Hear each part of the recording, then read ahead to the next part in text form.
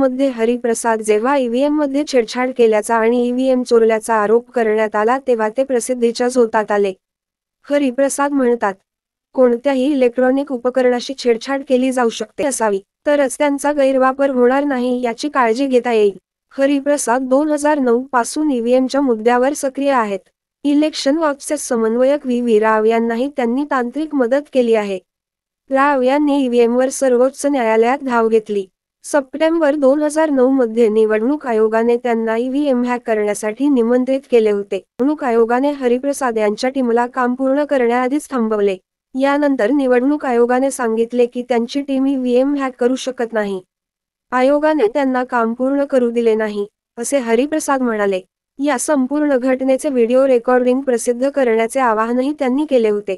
V राव म्हणतात, आमच्या कामात अडथळा आणण्यासाठी भारताच्या निवडणूक आयोगाने ईव्हीएम उघडल्याने इस्रायलच्या पेटंटचे उल्लंघन होईल अशी पोकळ विनंती केली. 2010 मध्ये हरिप्रसाद यांना महाराष्ट्रातून ईव्हीएम चोरल्याप्रकरणी अटक करण्यात आली होती. 29 एप्रिल 2010 रोजी हरिप्रसाद एका तेलुगू चॅनलवर ईव्हीएम कसे हॅक केले जाऊ शकते हे थेट दाखवत होते. हरिप्रसाद ज्या ईव्हीएमवर हा डेमो दाखवत होते, त्याच ईव्हीएमचा वापर महाराष्ट्राच्या निवडणुकीत झाला. 12 मे 2010 रोजी महाराष्ट्र राज्य निवडणूक आयोगाने महाराष्ट्र पोलिसांकडे तक्रार केली. त्यानंतर त्याच्यावर गुन्हा दाखल करण्यात आला आणि त्याला अटक करण्यात आली. या संपूर्ण घटनेची आठवण करून देताना राव म्हणतात, 2009 मध्ये आम्ही ईव्हीएमशी संबंधित 50 प्रश्नांसह निवडणूक आयोगाकडे संपर्क साधला होता. त्यांच्याकडून कोणताही प्रतिसाद न मिळाल्याने आम्ही सर्वोच्च न्यायालयाचा दरवाजा ठोठावला. ईव्हीएमवर आमच्या पहिल्या याचिकेदरम्यान हरिप्रसाद यांनी आम्हाला तांत्रिक सहाय्य केले. अन्य काही परदेशी तज्ज्ञांनी हरिप्रसाद यांच्यासोबत काम केले आहे.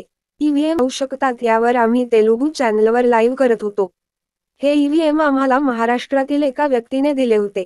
या प्रकरणी हरिप्रसादला नंतर अटक करण्यात आली होती. त्यानंतर त्यांनी तेलुगू देसम पक्षांशी जवळीक वाढवली. मात्र 2010 मध्ये हरिप्रसाद यांना सॅन फ्रान्सिस्कोच्या इलेक्ट्रॉनिक फ्रंटियर फाउंडेशन या संस्थेने याच मुद्द्यावर पायोनियर पुरस्काराने सन्मानित केले होते. मिशिगन विद्यापीठाचे 3 प्रतिनिधी, हरिप्रसाद यांच्यासह नेट इंडिया प्रायव्हेट लिमिटेडचे 4 प्रतिनिधी आणि नेदरलँडच्या एका प्रतिनिधीला हा पुरस्कार प्रदान करण्यात आला. 2010 मध्ये USA मध्ये आयोजित 17व्या असोसिएशन फॉर कॉम्प्युटिंग मशिनरी कॉन्फरन्समध्ये त्यांनी भारताच्या इलेक्ट्रॉनिक वोटिंग मशीन्सचे सुरक्षा विश्लेषण या विषयावर एक पेपर प्रकाशित केला. हरिप्रसाद यांनी त्यांच्या लिंक्डइन अकाउंटवर ईव्हीएम मुद्द्यावरून स्वतःचा बचाव केला. त्यांनी लिहिले, मी सुरक्षेच्या दृष्टिकोनातून ईव्हीएमचे पहिले स्वतंत्र ऑडिट केले आहे. यासाठी माझी तुरुंगात रवानगी करण्यात आली. माझ्या विरुद्ध चौकशी करण्यात आली. असलेल्या लोकांना वाचवता यावे म्हणून मी हे सर्व एकट्याने सहन केले. ईव्हीएमच्या मुद्द्यावर वर्षभर निवडणूक आयोगाकडे दाद मागून काहीही निष्पन्न झालेले नाही, असेही त्यांनी लिहिले आहे.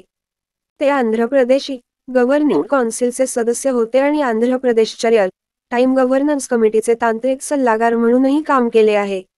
आता ते फायबर ग्रिड प्रकल्पाचे प्रभारी आहेत आणि फायबर ग्रिडसह आंध्र प्रदेशमधील कनेक्टिव्हिटीच्या कामावर देखरेख करतात. वाय.एस. जगनमोहन रेड्डी यांनी विधानसभेत आंध्र प्रदेश सरकारने हरिप्रसाद यांना 333 कोटी रुपयांचा प्रकल्प दिल्याचा आरोप केला होता. मात्र चंद्राबाबू नायडू यांनी हे आरोप फेटाळून लावले. पक्षावर मतदार डेटा वापरल्याचा आरोप झाला तेव्हा हरिप्रसाद यांनी टेलिव्हिजन स्टुडिओमध्ये आयोजित केलेल्या चर्चेत सरकारचा बचाव केला. निवडणूक आयोगावर प्रश्न उपस्थित करत हरिप्रसाद यांनी ट्विट केले की, निवडणूक आयोगाच्या नियमानुसार व्हीव्हीपॅट स्लिप पारदर्शक खिडकीवर 7 सेकंदांसाठी दिसली पाहिजे. पण प्रत्यक्षात ही स्लिप फक्त 3 सेकंदांसाठी दिसते.